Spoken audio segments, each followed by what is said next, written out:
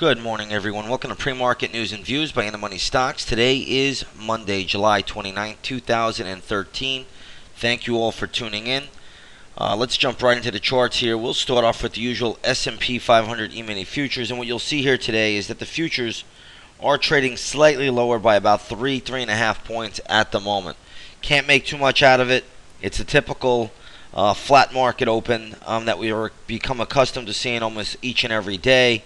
Today is Monday, where the volume will be a little bit on the lighter side, so we'll see how the market reacts. But overall, there is a lot of negative news out there. If we start off with the Asian markets first and foremost, the first thing that we'll see is that the Nikkei 225, which is Japan, they were down over 3% again. Now, I don't know if there's going to be much chatter about this, but nonetheless, the market has sold off for the second time in a row, down over 3%. So Friday night, the market in Japan was down over 3%, and then again last night, down over another, declining by another 3%. So that is not a pretty picture.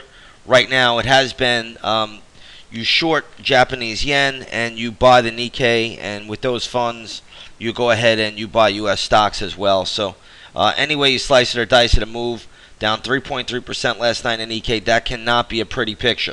Also, when you look over at the Chinese market, which I think is very, very important, there's definitely big problems there.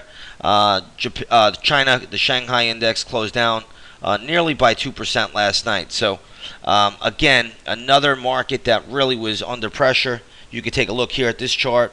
I know we're not talking about it here in the U.S. today. The media is not reporting it. Nobody's even talking about it. But this is problematic going forward. This is a global market now. It's all tied together. Everything is tied together. Remember when the subprime loans went down here? They went down all over the world. So the same thing here. When problems occur around the world, they should occur here in the U.S. But they haven't. So let's see what happens. Let's see how the market reacts. But these are negative numbers, or negative market reactions coming out of the Asian markets last night. And I think that is worth noting going forward. There's a lot of news coming out of Asia. You could check it out yourself. I'm not even going to go through it tonight or today. But just again, you had negative reactions, and I think that's probably what traders need to follow. Also, traders should keep a close eye on the dollar-yen chart.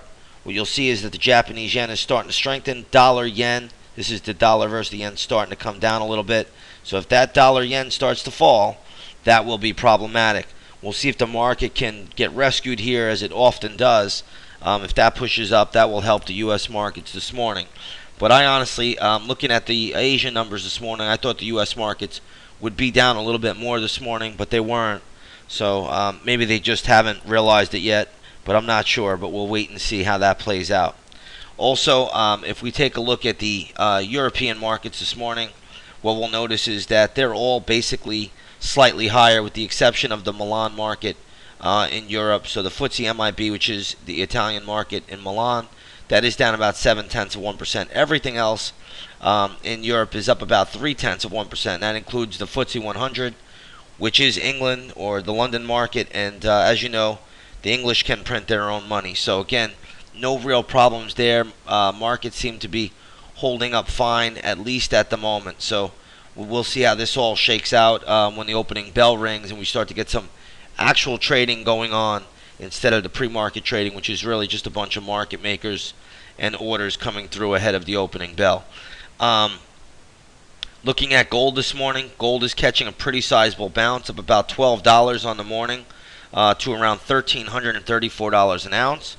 Let's take a look at the important GLD. This is Spider's Gold Shares Trust. Right now trading at 128.77. It's a decent move, but it's not tremendous. I think the GLD still has some upside to go here. We'll see how that plays out a little bit later. But again, gold is up ahead of the opening bell. Light sweet crude is also higher this morning. Looks like by about 50 cents or so before the opening bell. So crude is trading at around 105.21.